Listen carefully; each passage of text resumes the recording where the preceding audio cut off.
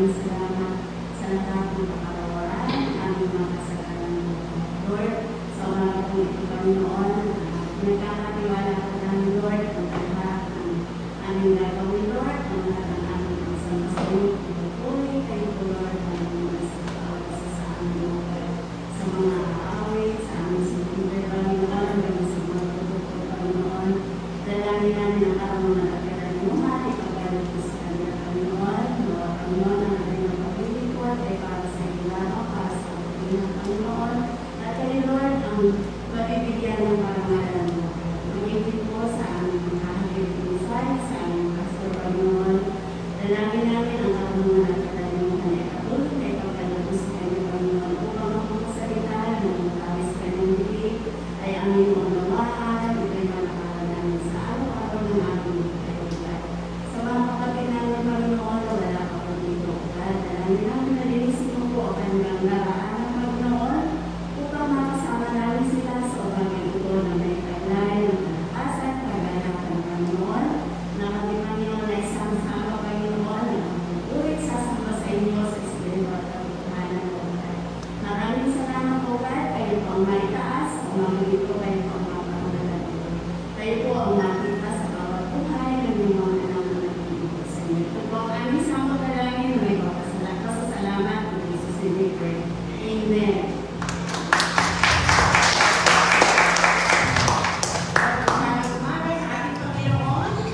Maraming salamat po sa inyong pong lahat. Tayo po ay muling nagsasama-sama upang tayo ay magpuri at ating sambahin ang ating Panginoon. Amen? Lahat po ba tayo ay nag-bless? Amen. Sino po natin? Amen. Amen. Tuloy nga po na may katalakan tayo ngayon kahit kasi na bihira na once a week lang po tayo magsama-sama upang tayo ay magpuri, sumumba at makinig sa ating Diyos ang mensahe ng ating Panginoon. Amen? Amen. Okay. Ang winan po natin siya ngayon.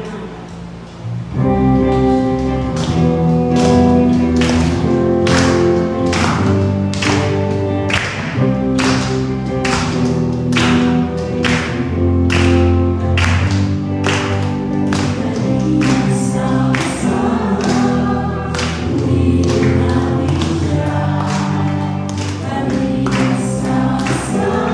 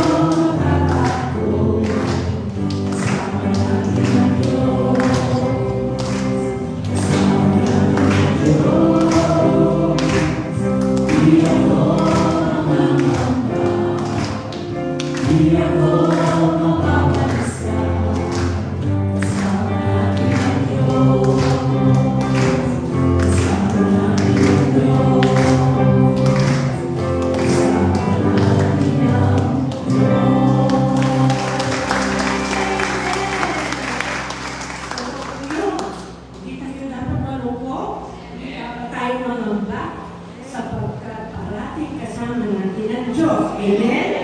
Tunay nga po na tapat siya sa kanyang pangako, hindi niya tayo iiwan o pababayaan. Amen. Palakpakan po ng mga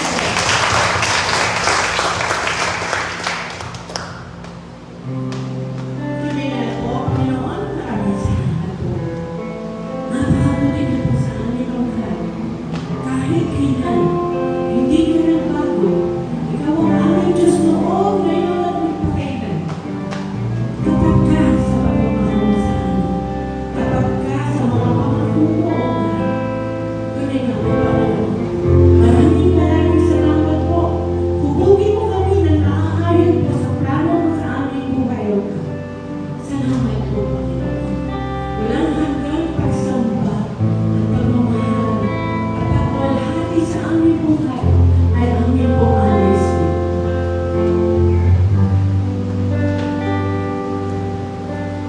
Pagkabatan mo, O Diyos, tunay at dakila. Ang pag-ibig mo'y wagas at walang kapantay. Sa aming puso, sa aming buhay, papulit pagsambay iaalay.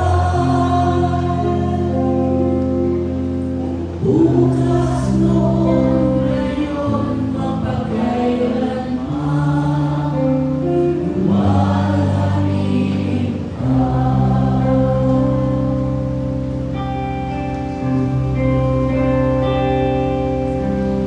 Kapataran mo, O Diyos, tunay at dakila. Ang pag-ibig mo'y wagas na walang kapantay. Sa aming puso, sa aming buhay, papuling pagsambay iaalay. Bukas noon, ngayon, mapagkailanman, luwalhati ka.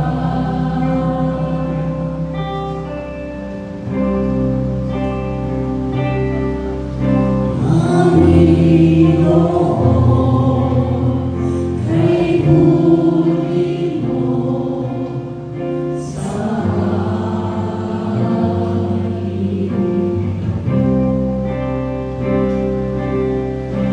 Ikaw lamang ang tangi kong sasambahin.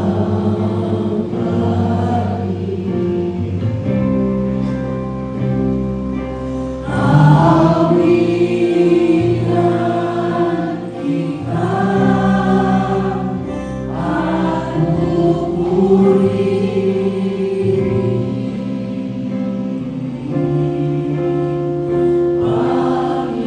Panginoon, kay buti mo sa amin.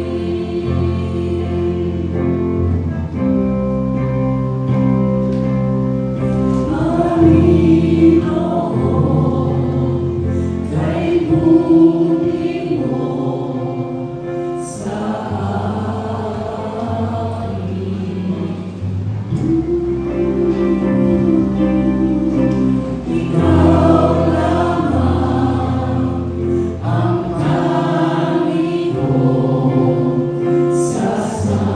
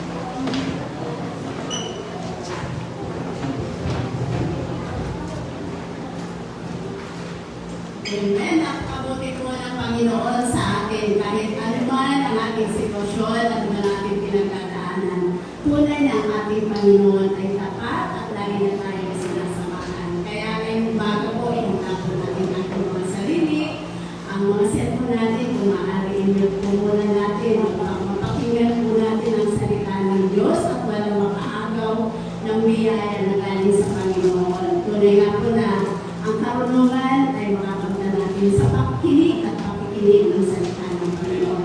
Ngayon po, tinatawagan ko na po ang ating pastor para sa ating salita ng Panginoon.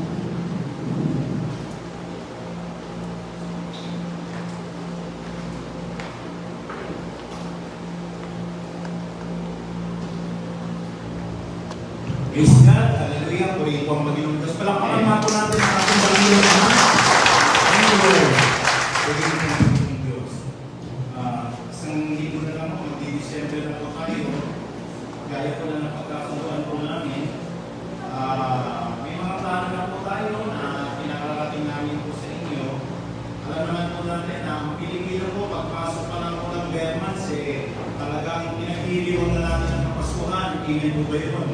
Kaya nga po tayo, excited po, lalo na po yung mga audience po natin na hindi pa natin nakakasama po on-site na sa mga darating po na araw, lalo na po sa pagpasok ng Disyembre, meron na po tayong on-site na Christmas party po. December 18 po yan. Okay, na-absent po dahil marami po tayong inihanda ng mga premyo para sa mga kapatid natin.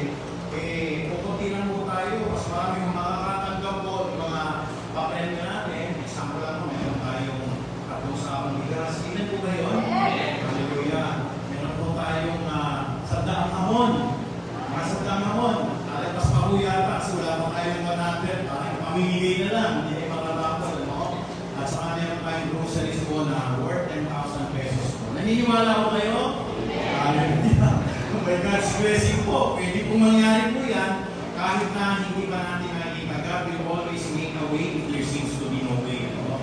Kaya sa umaga po na ito, pag-aaralan natin at i-preach ko po sa inyo yung kahalagahan, kapatid, ng pagkakaiba ng sangkalangitan doon po sa tinatawag natin sanlibutan. Minsan po kasi ang standards po natin, ang standards na ginagamit natin ay pang-sanlibutan. Na hindi natin nakikita po ang dapat na standard na ginagamit po ng Kristiyano ay pang-sangkalangitan. Kaya meron pong pagkakaiba. Minsan sa leadership, hindi po yung pamumuno ng sanlibutan ang sinusunod ng Biblia. Ang sinusunod ng Biblia po, yung pamumuno na nanggagaling po sa utos ng Diyos. Marami pong mga tinatawag tayong mga life coaches, pero wala pong nabasa sa Biblia na meron pong life coach. Ang sinasabi sa Biblia, pastor, evangelista, mga ngaral. And I would believe, and I will always stick with the Bible po when it comes to the teaching of the Lord Jesus Christ. Kaya, buksan natin ang ating mga mata, ang ating mga pandinig po. Alam niyo po ba, marami tayong mga kapatid po na nare-reach out ang programang ito. Okay? Hanggang Australia po, pinakikinig po sa atin. Yan po, sineshare po ng kuya ko po yan. Marami nakakapakinig po sa Australia. Doon po sa Canada, may mga tagapakinig po tayo roon.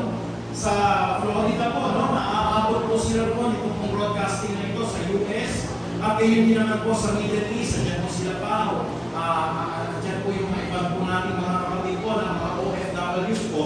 Lalo na po sa Japan. Diyan po si Midori at lahat po ng mga kapatiran. Sa lahat na nare-reach out po sa Marikina, sa Antipolo, dito po sa Cainta, dito po sa Montalban, San Mateo, at iba't ibang mga barangay, binabati po namin kayo. Sumayin niyo po ang kapayapaan ng ating Panginoong Jesucristo. Kaya mga kapatid, what is the difference between sanlibutan at saka yung sangkalangitan?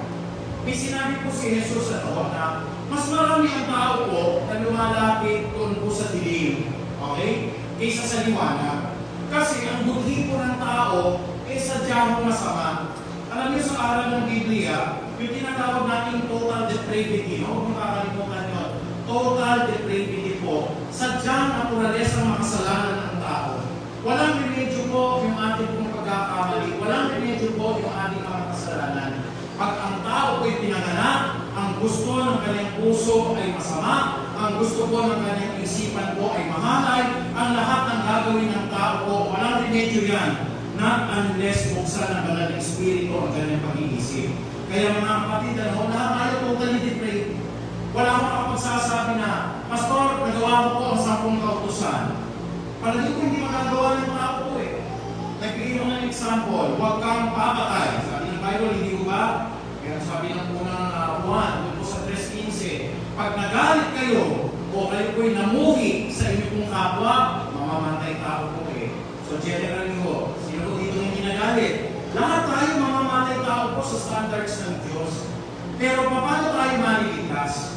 Mawawala po ang total depravity o yung likas na kasamaan ng tao pag tayo ho ay ilinisin ng dugo ni Kristo. Amen mo ba yun?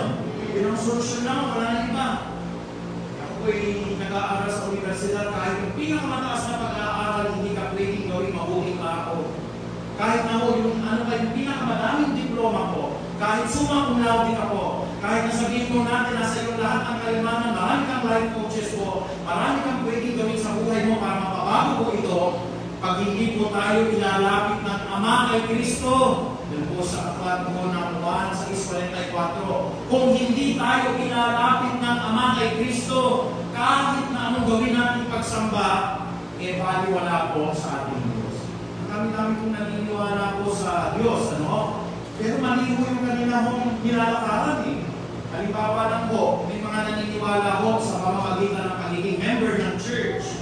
Ay, hindi po yun ang kaligtasan. Sabi ng iba po sa pamamagitan ng sakripisyo. Siguro napapansin niyo may mga tao po na nagpipinitensya. Nakakakita ko kayo pag mahal na araw. Hindi nakakalinis ng kasalanan yun. Mahal na gagawa po yun.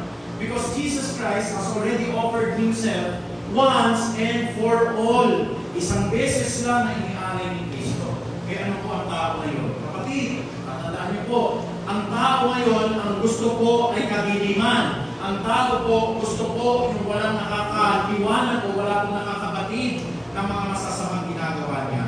Between light and darkness, ang gusto po ng tao ngayon, kapatid, siya po ay lumapit sa kadiliman. Kaya ang kadiliman po, yan po yung sanglibutan. Yung kaliwanagan po, yan po yung sa Diyos. Yan yung sa sangkalangitan po.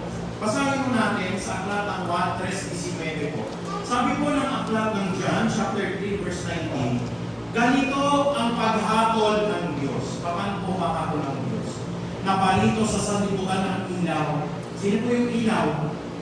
Napalito po si Kristo bilang tanglaw, bilang ilaw, bilang liwanag po. You are the light unto my path, and ang sabi po gano'n, the lamp unto my feet. Sabi po ng Biblia, meron po sabi po na nakakala ng kasulatan ng Panginoong Diyos, si Kristo po ang tanglaw na nilalakaran natin.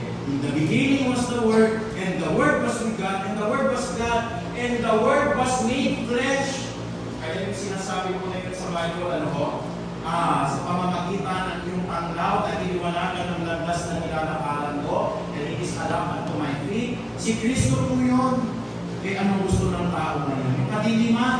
Ayaw ng tao po ang salita ng Diyos. Ayaw ng tao po na ituwid siya ng lahat po ng mga saway ng Panginoon. Kung ano po ang bawal, yun ang gusto po ng tao. Yun na yun po ang gustong akapin po ng isang tao na hindi po nabago ang buhay. Kaya mga kapatid, this is for our own benefits po, no? Checkin natin yung mga sarili natin. Nandun ba tayo sa liwanag? O nag-i-enjoy tayo sa kadiliman? Tingnan po ba yun? Ulitin ko ang kaliwanagan po, nandiyan po ang sangkalangitan. Pero yung sanlibutan mo nito, yung mundo natin, this is very worldly po, nandiyan po yung tinatawag po nating kadiliman. Nasaan kayo kapatid? Nasa liwanag o nasa kadiliman? Tignan ninyo at pansinin ninyo kapatid, yung pagkakaiba po.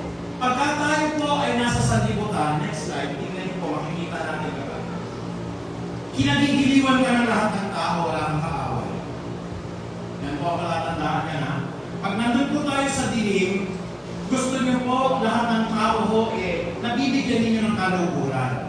Tama ko ba sa Biblia? Mali. Bakit po? Pag nasa langit ka, nasa panig ka ng Diyos, kamumuhian ka ng maraming tao. Magagalit po. Ibig sabihin po, i-assess nyo sa sarili niyo ba? Ako, pastor, wala akong kaaway.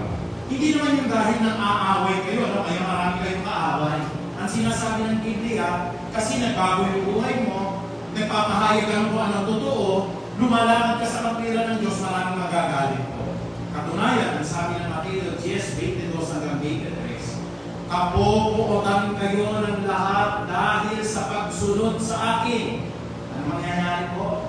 Ano po yung pagkamuhi, pagkapuot, pagkagalit, pagkainis? Marami po ang mapopuot sa inyo, marami po ang mamumuhi sa inyo, marami po ang maiinis sa inyo, marami po ang magagalit sa inyo, marami po ang maaasar sa inyo. Bakit? Kasi sumusunod ka sa akin. Yan. Ibirin ko dati, isang damang na puro mga mahahalin na magbibiro mo, layuhin pa ka, ano? Doon po sa mga inuman. Kayo po yung numero 1 na nagbibigay ng sigarilyo sa mga barkada ninyo. Eh, nakatanggap na po kay Kristo po. If anyone is in Christ Jesus, he is now a new creation. Nabago eh. Di ba dati ko, niyayaya ka? Matingin tayo po na, alam mo, pagka may mga eryahan po, ano, nakalala niyo po, talagang nauubos yung pera mo dati po, doon po sa akin yung beto-beto. Yung kung may mga ibang mga kulay na iskwel po, tapos sa pagtataya ka doon, nababangga ka, pagkakawa mo natin, ako po'y bata po, talagang inuubos ko, sugal yun.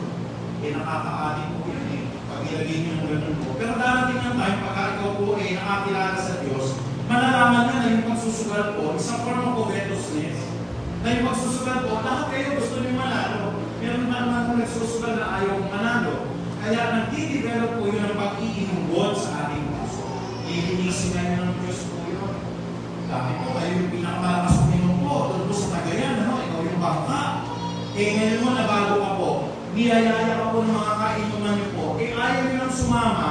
Ang mangyayari mo, mapupot sila, magagalit sila sa inyo. Dati po, kasama kayo, pagka may mga lagay po sa pamahalaan, ano, kaya kayo nagtatrabaho po sa gobyerno. Eh, ang nangyari po, hindi na kayo tumatanggap ng lagay.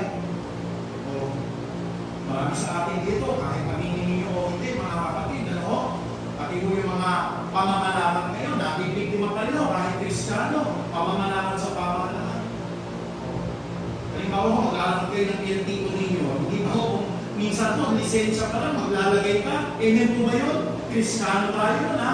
Pero, minsan lalapitan ka, alam niyo, may mas kurang pa lang, hindi na kayo mag-e-exam. Magbayad na lang kayo ng 5,000, nga meron na kayo bayad. Hindi ba tayo naging daanan po, halimbawa, ng tinatawag natin katiwalian? Pero sabi nga ng Biblia, habang tayo po nasa mundo na ito, magkakamali at magkakasala po ang isang Kristiyano. Pero kapag ako nakakilala ka kay Kristo, may mga mababago po eh. Hindi po ako nasasabi na completely o na ano man ganito. Minsan mo, meron pong withdrawal effect po eh. Meron akong kakilala ko na nakukonsensya siya kasi siya po naninigarilyo pa isa-isa kada isang linggo. Nung tinanong ko, inano ba yung dating ninyo na ginagamit na sigarilyo? Ay, naku, Pastor, 4 bucks a day. Hindi mo man nakipag-ulat na po yun. Malaki na yung kanya pong development po, na kahit pa isa-isa po, nawala na po yung isang pakete. Kaya pagkagano kapatid, hindi na wala yung kaligtasan ng tao po na yun. Alam niyo kapatid, lalo na kung pinanggalingan niyo po, hindi magandang relasyon. Minsan mo, mahuhulog ka pa sa tukso eh. Pero hindi na nakahulugan po, na ikaw po'y Kristiyano, na kaligtasan mo po ay mawala. Minsan may nagtanong sa amin sa Bible status eh, nawawala mo ba, Pastor, ang kaligtasan? Paano nawawala ko yung kaligtasan? Araw-araw nagkakamali ang tao. Ibig sabihin ng mga kapatid, kada segundo nawawala ang kaligtasan. Sabi ng Biblia po ang sumusunod po sa isa, o ang sumusunod po sa kautusan, ngunit hindi tumutupad sa isa, ay hindi na po sumusunod sa kabuuan po ng kasulatan. Santiago 2:20, kapatid. Kaya maraming magagalit po sa inyo. Hindi lang ninyo dating palamuha. Tuwan-tuwa yung mga kabarkada po ninyo. Tuwan-tuwa po yung mga kapitbahay po ninyo, mga kaibigan niyo po. Pumasok si Jesus. Ngayon pa laman ng bibig niyo po, purihin ang Panginoon Diyos. Praise the Lord. Maraming salamat, Panginoon Diyos. At hindi ka na nila makakasama. Isang pagpabigat-bigat pa po, sabi ni Kristo, hindi kapayapaan ang dala ko sa mundo na ito kung hindi taba. Bakit po taba? Mag-aaway po ang kapwa ama at anak Ito po mga asawang babae sa kanilang mga anak na babae. Bakit ito? Minsan, pati po sa pamilya natin, kakapuutan po kayo. Hallelujah. Pag born again ka po, lalo na ang pamilya mo ay, halimbawa po, no? Kandado at solido katoliko. Minsan po, di ba, pag sinama ko kayo, hindi na po kayo sasama sa mga misa. Kasi nalimunagan po tayo eh. Tayo naman po pala ng isa po, hindi naman po literal na nagiging katawan po ni Kristo yung tinapay. Ang tunay na nakapag-niligtas po, it comes from the heart. Ano sabi ng Bible? Tingnan nyo, bibigyan ko natin ng isa yung katotohanan ito. Sabi po nung dati nating pananampalataya, lumapit tayo sa mga pari para tayo po ay makapagpahayag ng kasalanan. Pero anong katotohanan sinasabi ni Kristo? Kailangan ba lumapit kay pastor para po magkaroon ng confession? Lumapit po sa isang Kristiyano para siya po'y mapatawad? Ang sabi ng Biblia, araw-araw, if we confess our sins, He, yung pari ba yun? Yung himo na yun capital H He is faithful and just to forgive us and to cleanse us of all our unrighteousness. Sino? He, si Jesus. Amen po ba? Pwede po ba kayong humingi po ng tawad kay Jesus direkta? Amen po ba yun? Pwede. Minsan na ako, pagkakagandal pa ako, minsan yung pastor, nakakalat pa ako minsan yung mga balita. Halimbawa, yung mapigilan yung kwento. Kaya nagbigay ko ng mga masisiyaran ko, masasabi ko sa asawa ko, kaya yung asawa ko hindi na nakapagpigil, nakakalat pa. Minsan, pag mabigat yung kasalanan, direkta na lang po kayo doon. Kahit hindi na ho kayo lumapit sa pastor, kahit hindi na ho kayo mag-umpisa sa pari ko, direkta ho kayo doon. Pero magkagaling sa inyo yung dating pananampalataya.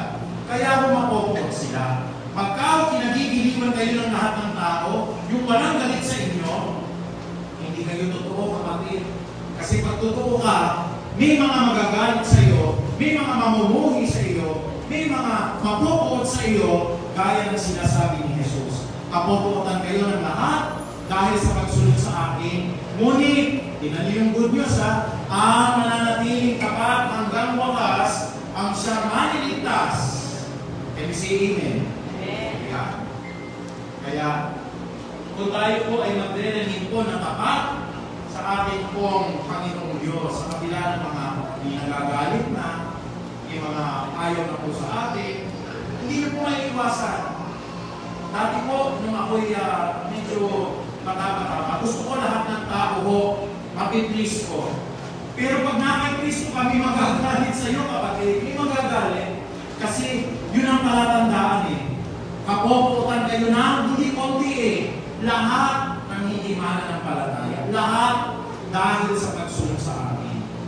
Magagalit po sa inyo yung mga kamag-anak ninyo na nasa dating pananampalataya. Magagalit po yung inyong pong, minsan yung opisina ninyo. Dahil hindi kayo dumadalo ng mga dapat gawin po. Lalo-lalo na mga kapatid po, ang boss po ninyo ay ibang pananampalataya. Ako kaya nasabi ng Biblia, huwag kayong makikipamadok sa hindi ninyo kapananampalataya. Ang hirap po. Halimbawa naman, yung tatay ko, iglesia. Tapos yung nanay, katoliko. Yung anak, ang dating daan. Yung panganay, born again. Tapos yung isang Muslim. May ganun ba, pastor? May kakilala po ako ganun. Nakakapuotan sila sa isa't isa. Kaya pag tayo po ay nasa sanlibutan, wow, gusto ka ng lahat ng tao. Opposite goes po. Pag nasa sangkalangitan ka at nasa Diyos, may mga magagalit po sa inyo at hindi po yan mag-iwasan. Nakuha niyo na po, ang standard po ng langit, maraming magagalit sa inyo dahil hawak niyo ang totoo. Pero kapag kaho kayo nasa sanlibutan at wala kayong hinahawakan ng aral ni Kristo, tuwang-tuwa ho lahat ng tao sa inyo. Wala akong magagalit sa inyo. Pangalawa, sanlibutan o sangkalangitan? Dito po sa sanlibutan mo, puro kasinungalingan mo rito. Kaya kung bisis yung pastor ng katotohanan, hindi na ako lumalayo sa salita ng Diyos. Huwag na kayong aalis sa Biblia. Amin po ba? Naanin dito ang buong katotohanan. Minsan, nag-aaral ako ng filosofiya. Ang history po, it is the search for knowledge. Nakikita natin, maraming historical distortions na nangyayari sa Facebook at sa maraming pa natin mga social media platforms. Pagka akong ginawa natin pasihan po, yung karunungan ng tao, ay maraming kasinungalingan po sa karunungan ng tao, kapatid. Kasi yung mga napag-aaralan po sa eskwelahan, hindi po lahat yan tama. May mga pinag-aaralan tayo sa eskwelahan po na mali. Eh ano po yung totoo? Pag ito po ang nag-recommend sa inyo, 100% ito po ang katotohanan. Sabi po ng John 14:6, si Jesus ang tanging daan, ang buhay at ang katotohanan. At sabi naman po ng aklat na Juan 8:32, at makikilala ninyo ang katotohanan at ang katotohanan ang siyang papalaya sa inyo. Kaya pag ako kilala nila, may personal relationship na po kayo kay Jesus, ay lahat ng gagawin sa buhay nyo nagiging totoo na. Minsan, ang Kristiyano, namumuhay tayo sa kaplastikan, ano? Inaamin ko po dati yan, namumuhay po ako sa kaplastikan dati. Pero nung pumapasok na po ang banal na Espiritu at pinag-aaralan ko po ang Biblia, kasi sabi ko, marami pa ng mga bagay na dapat hindi na nalalaman ng mga kapatiran, lalo-lalo na po sa social media. Hindi mo ba? Kasi kung minsan ho, napapublicate natin, nagagawa natin ang kasinungalingan ng mga istorya po, at kung minsan ho, naniligaw yung mga tao na tumitingin. Ano si Amen? Kaya kung ang ninanalay ko sa isip ko ngayon, yung responsable paggamit po ng social media at saka po ng Facebook. Sa social media mo, pwede kayo makamislit yan eh. For example, yung inyong pong profile pic, lagyan nyo ng kandila. Anong interpretation mo nun? O hindi mo ba? Sinubukan ko yan dati, maraming ng condolence. Eh, birthday ko man eh. Lagyan ko ng kandila. Hindi na nakita yung cake sa ilalim. Sabi ko naman, ang dami ng condolence. Sino mga sir? Pastor, anong nangyari ko sa inyo? Tingnan po how social media could mislead us. Pero kung halimbawa ho, tayo po yung responsable. Kaya mga kapatid, ano sinasabi ko po, let us lessen our time in the social media. Kasi karamihan mo dyan, hindi totoo. Karamihan mo dyan, pagyayabang lang. Karamihan mo dyan, mamimislid tayo at huwag kayo basta-basta naniniwala, mamimisinterpret po kung minsan. Kaya say amen. Mga bagay po ito, matututunan natin practical po. Pero kung doon lang tayo sa totoo po, ano ba, talaga naman, nag-celebrate ng birthday, in-upload ko, may kumati ng birthday, di ba? Hindi mo yung totoo. Halimbawa ko, talaga, nagbalak yung puso mo, at alam naman, Lord, nagpasalamat ka. Ito lang yung binili mong property talaga, nilagay mo doon dahil binigay ng pastor. Totoo po yun.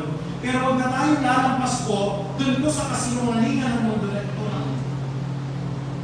Alam niyo mga kapatid, hindi ko kayo pinagpapawalan, maganda yung mga social media platform na yan. Pero karaniwan mo yan, kasi kinakakilig ng mundo yan eh. Meron mo ba naglagay sa Instagram ang mag-asawa yung nagsasabuluhan? Kayo ba, JJ, naglalagay kayo ng kasama ko, halimbawa nagsasabuluhan kayo? Di ba nilalagay natin doon yung puro magaganda? Ay lalagay natin po doon yung masasarap na pagkain. Nilagay niyo pa po doon kung naglulugaw kayo? O kaya kayo kumakain kayo ng kwek-kwek? May mga minsan mo naglalagay po doon. O?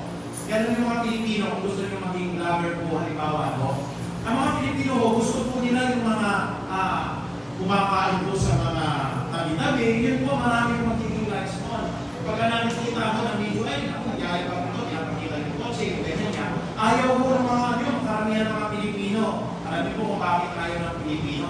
Maraming tao po ang naiinggit sa mga kasinungalingan po ng social media. Sa kaso ko, meron mong ewan ko, umakit sila ng bundok, nag-selfie, nahulog pa patay. Kasi hindi po dapat lahat ng bagay nalalaman po. Eh dati ganun din po kahit 7 o'clock, I reach ang Curado. 8:30, I walk along the park. 9 o'clock, sumakay ako ng jeep. Pagdating ng mga kapabihan dito, Pastor, alam ko kung anong ginagawa ko kagabi, dinubuhan kayo po ito. Ano nyo naman? Nakalimutan ko, na-upload ko po ito. So meron pa ko ba tayo makitatago sa mga wala na. Yan ang patakaran ng mundo. Puro pagpapanggap, puro kasinungalingan, puro mga aliwas sa sinasabi ng Diyos. Pero pag nakilala niyo na si Kristo, napakaganda rin sinasabi nyo, at makikilala niyo ang katotohanan, at ang katotohanan po ay siyang magpapalaya sa inyo. Huwag din kayo magkakatanig po ng sama ng loob, ano? Huwag kayo magagalit mga kapatid, bilang pastor ko, paalala lang po. Pag pinagyayaman ka na ni Lord, alisin niyo na po yung hatred po, lalo na po yung mga tumitira sa inyo ng nakaraan sa mga negosyo po ninyo. lalo kang pagyayamahan ni Lord. Amen po ba yun? Kasi i-heal ka na ni Lord eh. Wala na yan. Tanggalin na po natin. Ang tignan natin ngayon, pinauunlad ka na ni Lord at patuloy maganda pang mga bagay ang gagawin ng Diyos sa buhay mo. Yun ang katotohanan po eh. Tayo po'y covered ng dugo ni Kristo. Pero kung nasa kasinungalingan po tayo, nasawa na ako sa ganyan, ayoko na nung ganun. Magpapanggap sa Facebook, magpapanggap sa Instagram, magpapanggap po sa lahat ng tao, na sasabihin po natin, mayaman tayo po, ganito ang buhay natin. Pero sa katotohanan po pala, hindi ganun yung tamang pinoproject natin sa mga nakararaning tao. Eh, pag nakikristo ka na, ang sarap kaya ng totoong buhay kapatid. Halimbawa, sinabi sa inyo, saan ka ba nakatira? Ayun po bahay namin ang umupahan ngayon. Parang isang tao po na makakatingin sa inyo, matitignan niyo diretso sa mata. Eh, nasan ba yung sinasabi mong kadila? Eh, ayun na, nakadilakan. May malakandang mo, wala ko kami kadilak talaga. Di ba mas masarap po yung pakiramdam mo? Saan kayo kumakain? Hindi lang kung nandutong ulam. Minsan 15 pesos. Di ba may mga ganun, 15 pesos na ulam? Sabay sinasabayan ko po ng kanin mo. Minsan kanin kami. O kung minsan mo, talaga pag walang pera ko, bumibili po ako ng kanin at tumingin ng libre sa bawat. Hindi ko magawa ko gano'n. Ang ulam ko yung libre sa bawat. Huwag ka maniya kapatid, as long as hindi ka nagnanakaw. Amen? Kaya pag nasa katotohanan tayo, ayan, sarap ng buhay ko. Yung totoo lang, totoo ka sa asawa mo, totoo ka sa mga boss mo, totoo ka sa lahat ng mga kapwa church member mo, totoo ka po sa lahat ng kapitbahay nyo, at makikilala ng katotohanan at ang katotohanan napakagamaan dahil palalayaan ka ngayon. I am the way, the truth, and the life, sabi ni Jesus. Pag nasa sanlibutan, puro kasi malinan, puro papakangka. Hindi ba sa mga maglagay mo kung ano talaga buhay mo sa Instagram? Alam niyo po yung mga nagpapaganda sa Instagram, minsan po, pag binago yung mga likes. Pero may kakilala ko sila mo, kilala niyo sila mo. Yung kung pagkapayat-payat, hindi lang magandang kagandahan mo, abot ng milyon mo nagla-likes, bakit umaabot ng milyon? Eh kasi totoo siya, yun talaga ho niya eh. Ha? Yan sa kahulati ko, kasi yan ang uso ngayon, yung mga kahulati ko, yung namatay ng dagat, yung mga si Lloyd Cadena. Lalaki o kapwa babae. Doon na nagkakaroon ng problema kapatid eh. Can you say amen? Kaya huwag kayo magagalit po sa akin. Walang problema po yun. Kung talaga mapapilantik po kayo, walang problema po sa akin. Ang paanyaya lang po ng Diyos, talagang pag Kristiyano ka, mapipighati ka. Bakit ito mapipighati? Pero niyon kapatid, darating ang pagsubok. Ang Kristiyanong walang pagsubok, hindi ho totoo. Ano mga pagsubok darating ko? Ayan, maraming maiinis sa inyo.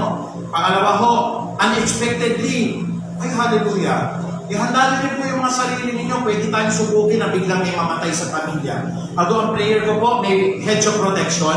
Pero pagka tayo, lalo na sa mga dinadaluhan ko ng mga minamamatayan, handang-handa po ang mga members ng Feast of Harvest Christian Ministry. Kasi inaralan po yan kung anong totoo eh. Nakatakda sa tao na siya po'y mamatay ng minsan.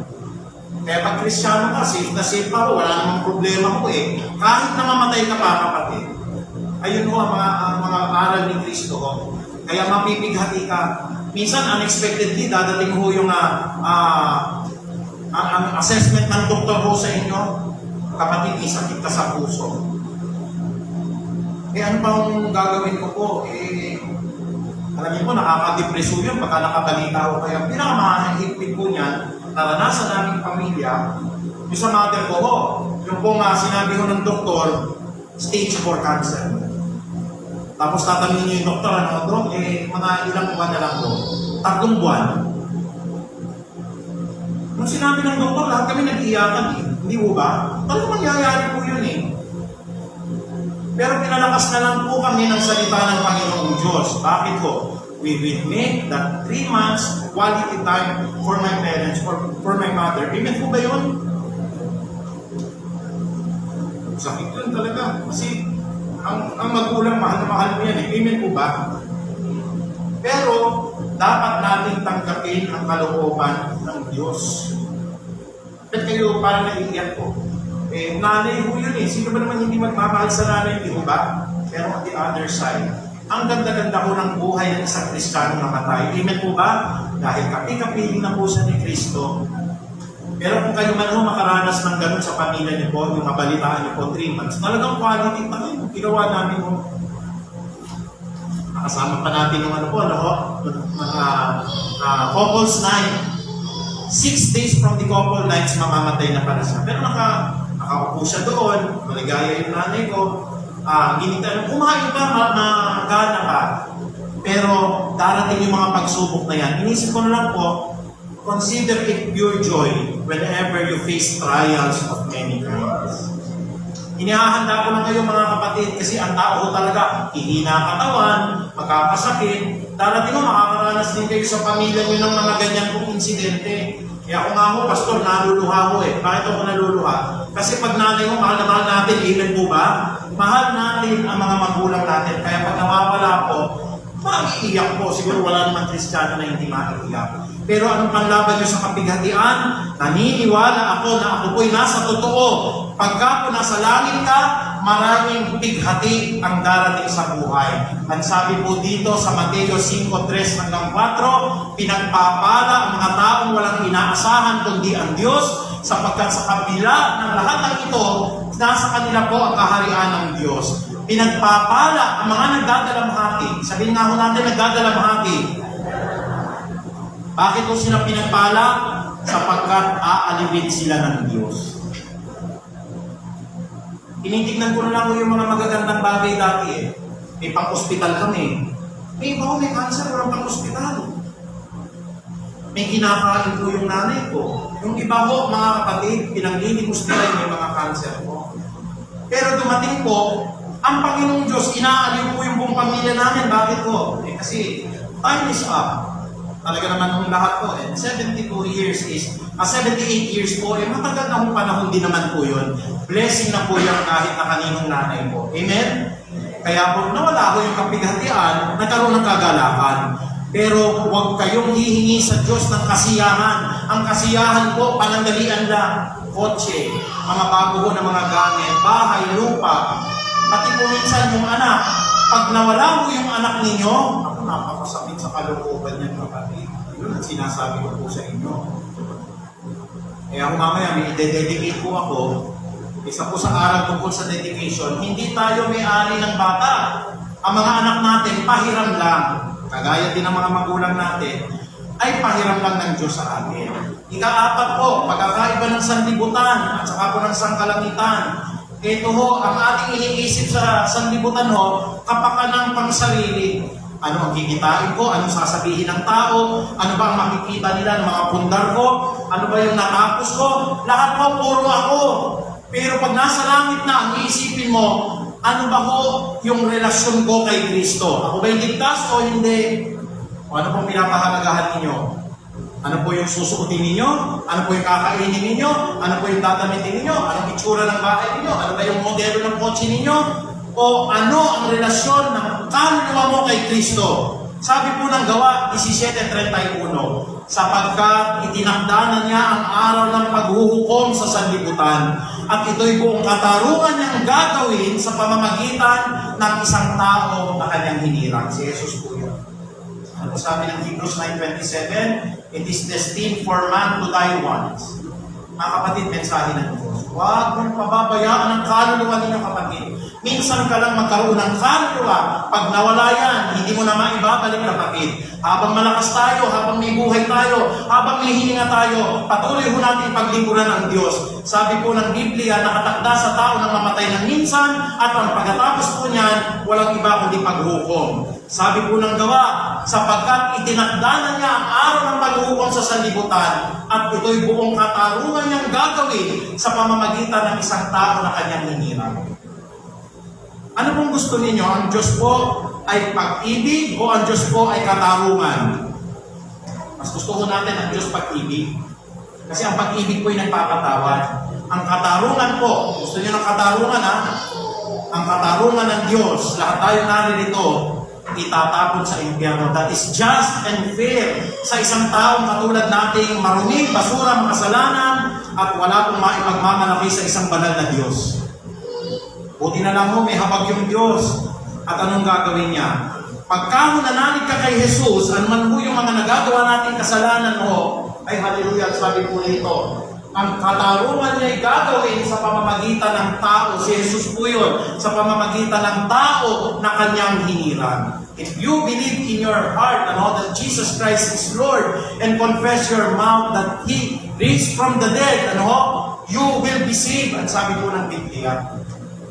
Kaya, biruin niyo po, kakatulan ka sa gawa, lahat tayo impyerno. Kakatulan ka sa pananampalataya mo kay Kristo, buhay na walang hanggan ng kapalit. Kaya yung mundo muna ito, ano po nilalakaran natin? Hindi ko masama na tayo po'y mag-ingat sa sarili. Pero conscious na tayo. Ano kaya sasabihin ng tao sa akin? Ano kaya ang maihahanda ko para purihin ang buong pamilya namin na nakakariwas sa amin? Ano kaya kakainin namin? Ano kaya idadamit namin? Ano kaya ang amin pong gagamitin na sasakyan? Sa libutan po yan. Pero kung tayo, mga kapatid, ay nagtatamasa po ng ating pong pagnanasa na tayo po'y magkaroon ng malalim na relasyon kay Kristo, praise the Lord. Kino-congratulate po kita, dumadaan ka ngayon sa landas patungo po sa langit. Kaya pinakamahalaga po yung kaluluwa. Ulitin ko lang po pinakamahalaga sa tao kaluluwa. Matthew 16:26, ano pong sabi sa Matthew 16:26? Ano bang pakikinabangin ng tao na makamta niya ang lahat sa sanlibutan na ito? Ngunit sa pagkamta niya ng lahat ng sa sanlibutan na ito, nawala naman ang kanyang kaluluwa. Kaya kapatid, alisin niyo po, hindi po yung diploma or yung college degree. Hindi. Hindi po yung negosyo ninyo ngayon. Hindi po yung kakainin ninyo bukas. Hindi po yung kapangyarihan po. Hindi yung kagandahan ninyo. Ang pinakamahalaga po ngayon, ano po yung relasyon ng kaluluwa ninyo kay Kristo? Karamihan ng tao ngayon nasa sanlibutan po. Yung lahat ng opposite na yan, kasi kamalina, pinupuri sila lahat ng tao. Ang lahat ng tao po makasarili po. Pero ang tunay na lumalakad po sa sangkalangitan mga kapatid, makikilala ninyo ang katotohanan. At ang lahat ng mga makasanlibutan na yan, sabi ng Biblia, palalayain po tayo ni Kristo sapagkat makikilala niyo ang katotohanan. At ang katotohanan po na yan, ang magpapalayo po sa lahat ng ating mga kasalanan. Ilang pangwakas mga kapatid mo? Meron hong sinasabi ang Gawa 17:30. Sabi po ng Book of Acts, dito po sa 17:30, binigyan na tayo ng leeway ng Panginoon. Kumbaga po, pinagbigyan na tayo, ang dami-daming panahon na inimukol natin. Paggawa ng kasalanan, pag-inom ng alak, pangangalo niya, pagnanakaw, lahat ng galit sa puso. Pero binibigyan tayo ng chance ngayon. Sabi po rito sa Gawa 17:30, sa mga nagdaang panahon ay pinalampas ng Diyos ang di pagkilala sa Kanya ng mga tao. Ngunit ngayon, pakinggan niyo po mga kapatid, mga nasa online po natin, ngunit ngayon ay iniuutos niya sa lahat ng tao, no exception, born again ka man, Katoliko ka man, ikaw man ay Muslim, Pilipino, o kaya po ikay Amerikano, ngayon ay iniuutos niya sa lahat ng tao sa bawat lugar na magsisi at talikuran ng kanilang masasamang pamumuhay. Paano po ang pagtanggap kay Kristo? Pagsisisi at pagtalikod po sa lahat ng kanilang masamang pamumuhay. Mga kapatid, tayo mula tayo tumayo at palakpakan po natin ang ating Panginoon. Praise God, hallelujah, hallelujah. Ulitin po natin, palakpak po natin. Ang sabi ko yung palakpakan po natin ng Diyos. Hallelujah. Hallelujah, hallelujah. Ama namin na makapangyarihan, patuloy po na nagpapasalamat kami sapagkat itinutuwid niyo po ang aming pamumuhay. Marami po sa amin ang lumalakad po sa sanglibutan na ito. Lahat ng uri ng kasinungalingan, lahat ng uri ng kasiyahan, lahat ng uri po ng aming pong mga ginagawa po na hindi po sang-ayon po sa inyong mga away. Ngunit ikaw po, Lord, ay nakilala namin from the time that we have accepted you as our Lord and Savior. At patuloy, Panginoong Diyos, naglaan ka po ng napakahabang panahon po, napakahabang pasensya, na lahat po ng mga nagkakasala ay patuloy niyo po, Panginoon, na binibigyan ng pagkakataon upang kami po ay makapagsisi at makapagtalikod na po sa lahat ng kasama ang aming nilalakaran. Pinakamahalaga po sa tao ang kanyang kaluluwa, Panginoong Ama, sapagkat minsan lamang po kami magkaroon nito, pagka po kami namatay po, hindi na po maibabalik po ang lahat ng amin pong kakahinatan, Panginoong Ama. Kaya po, Panginoon, sa umagang ito, patuloy, Lord, palayain niyo po kami. Marami po ang buhay namin na lumalakad sa mga pagpapanggap, na kami po ay mabuti, na kami po, Panginoong Diyos, ay mayaman, na kami po, Panginoong Diyos, ay marami po mga iba't iba pong pantasya sa aming mga isipan po, na parang mga kasinungalingan. Gawin niyo po na kung ano lang po ang amin pong kalagayan, kung ano po ang aming pong kayamanan, kung ano lang po ang aming pong mga pag-iisip, doon lang lamang kami, Panginoong Diyos, sapagkat ang sabi ninyo, makikilala namin ang katotohanan at palalayain po kami ng katotohanan na ito. Si Jesus po ang daan, ang buhay at katotohanan. Walang sino man ang makaparoroon sa Ama kung hindi sa pamamagitan lamang ng aming Panginoong Jesucristo. Kaya kami po ay nagpapasalamat, Ama, buhay pa kami, malakas pa po kami, may pagkakataon pa po na yung pong nakalagay sa aklat po ng Gawa 17:30 po ay mangyari sa aming buhay po. Na maraming pagkakataon pang inilalaan niyo po sa amin upang kami po ay makapagsisi at patuloy na tumaligod po sa lahat ng uri ng mga kasalanan. Kaya sa umagang ito, Panginoong Diyos, binebless ko po ang lahat ng mga nakinig, lalo na sa mga online.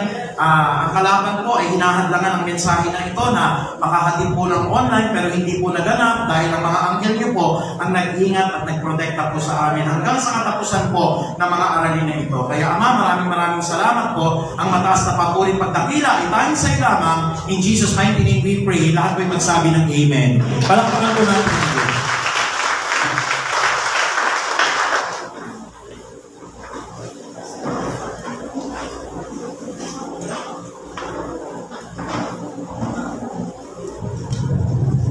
Amen. Purihin po ang Panginoon. Tayo bilang mga manlalakbay sa mundong ito ay nakaroon natin ang salita ng Panginoon. Ngayon po ay magdadako na po tayo sa ating pagkakaloob. Tayo po ay manalangin. Hallelujah, Lord. We praise you, glorify, Panginoon. Maraming salamat po sa buhay ng bawat isa sa amin ngayon, Panginoon. Nagagamitin mo, dadalo yan ng iyong pagpapala, O God. Sabi mo nga po sa Malakias 3:10, Panginoon, ay ibigay namin ng buo ang aming mga kaloob at ika po sa inyong templo upang matugunan ang lahat ng pangangailangan, Panginoon, sa inyong gawain, O God. Sabi mo mga po, O Lord, kung kami ay magtatapat sa aming pagkakaloob, inibubuksan ang lulungawan ng langit upang ibigay sa amin ang lahat ng pagpapala na wala kaming supat kalagyan, O God. Maraming salamat, Lord, sa mga trabaho at mga negosyo ng iyong mga anak. Patuloy mo po itong pagpalain at patuloy na maging daroyan ng iyong pagpapala, O God. Lord, sa umagang ito, gawin mo po, Panginoon, ang mga puso namin na maging tapat at kami ay magkakaloob dahil mahal ka namin, Panginoon.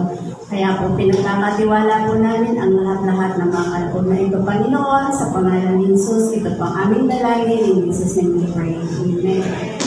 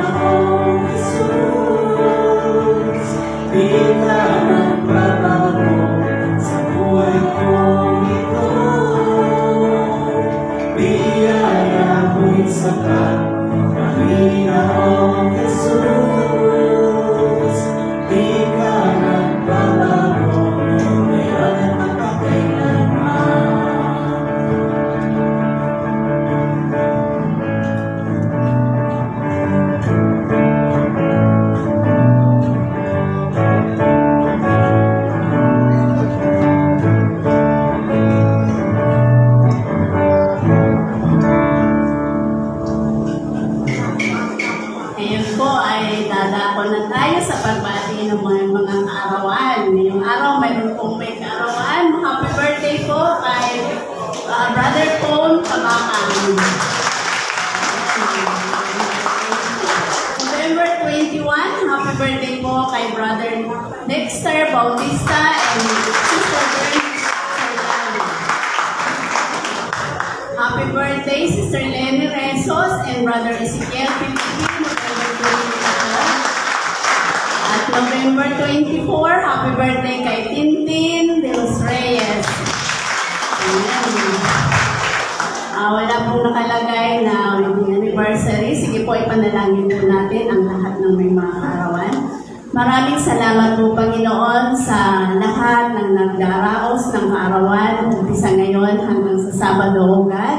We pray, Panginoon, na pagpalain mo po sila sa lahat ng aspeto ng kanilang mga buhay, patuloy ng bigyan ng bakod ng pag-iingat, at patuloy, Panginoon, ang gabay at patnubay ay pagkaloob sa kanila, Panginoon, na maging silang daluyan ng iyong pag-ibig sa lahat ng oras, O God. Lord, dalangin namin na bigyan mo pa po sila ng maraming taon na punong-puno ng pagpapala at kagalakan na nagpilingkod sa inyo, Panginoon. Ito po ang aming samot dalangin na may pasasalamat. In Jesus' name we pray. Amen. Amen. Palakpakan po natin ang ating pangalaman. Ngayon po, tatako na po tayo sa ating closing prayer at final benediction, Pastor Arthur.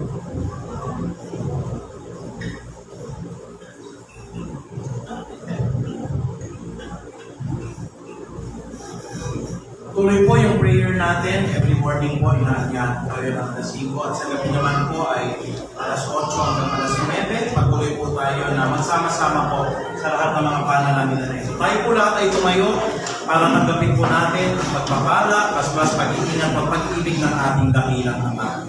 Muli, Panginoong Diyos, kami po ay nagpapasalamat dahil kami po ay lalabas na napuno po ang aming puso ng inyong pong mga pananalita, lalong-lalo na ang inyong pong mga pangako na kami po ay nasa tamang landas sapagkat ang lahat po ng mga katangian po ng taong patungo po sa sangkalangitan ay nagaganap sa aming buhay. Gabayan niyo po kami, Panginoon, na sana po ay wala pong mahulog sa mga mabibigat na mga kasalanan at patuloy po pagka kami nagkakamali, lumapit po kami sa inyo at i-confess po ang lahat ng aming nagawang pagkakamali upang ang kabutihan niyo po ang siyang maglinis sa lahat ng aming nagawang mga pagkakamali pagsalangsang.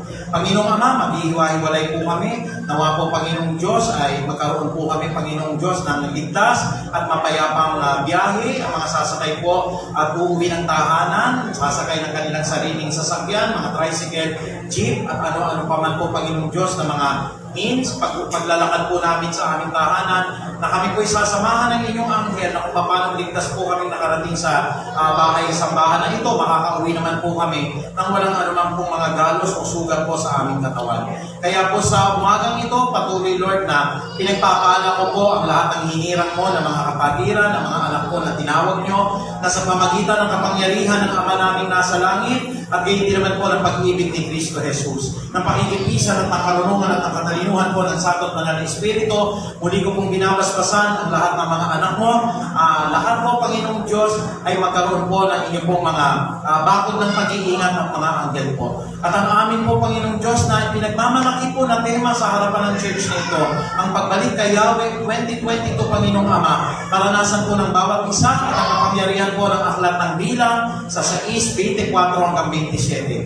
Pagpalain nawa at ingatan kami ni Yahweh, kahabagan nawa at subaybayan kami ni Yahweh, ingapin nawa at bigyan kami ng kapayapaan ni Yahweh ngayon at magpakailanman. That surely goodness and love will follow us all the days of our lives, and we will dwell in the house of the Lord forever. Maraming salamat, Ama. Ang mataas na kapurihan ay tanging sa iyo lamang. To God be the glory. In Jesus' mighty name we pray. Amen.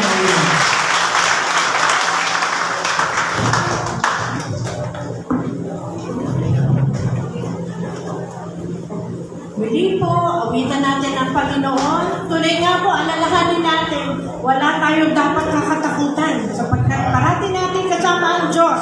Siya po ay tapat at hindi po siya nakakalimot sa atin. Amen? Amen. Awitan po natin muli.